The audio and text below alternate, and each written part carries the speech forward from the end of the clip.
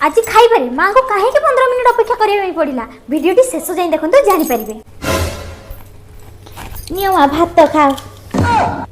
कौन है माँ मेदी खाइबे कौन खाइबे मैं चिकन कषा दरकार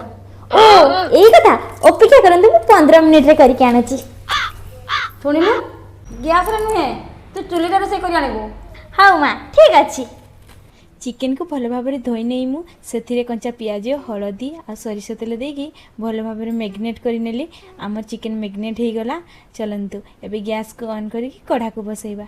अरे ना ना माँ को फरमाइश थिला चुली रे चलतु आम चुली रे करबा।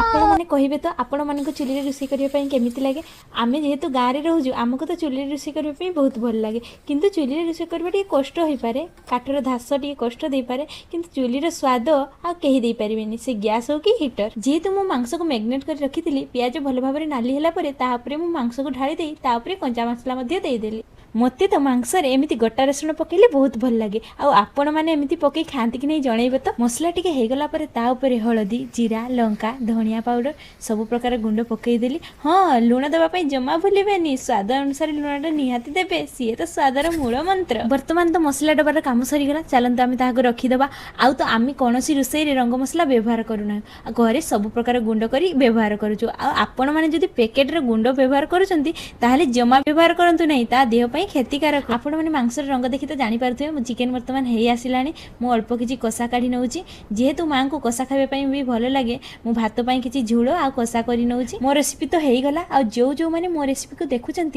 आपण मानक मो रेसिपी केमी लगे कमेंट में निश्चय जन। बर्तमान आम माँ को खावाई दबा चलतु देखा माँ को रिएक्शन कौन हो आपण मैंने भिडियो कंटिन्यू करूँ आदि भिडियो भल लगे लाइक कमेंट शेयर निश्चय करेंगे। ए नियंतु माँ आपण को पसंद चुली रे चिकेन कषा मु करी आनिची टेस्ट करी कहंतु केमिति लागुची। हो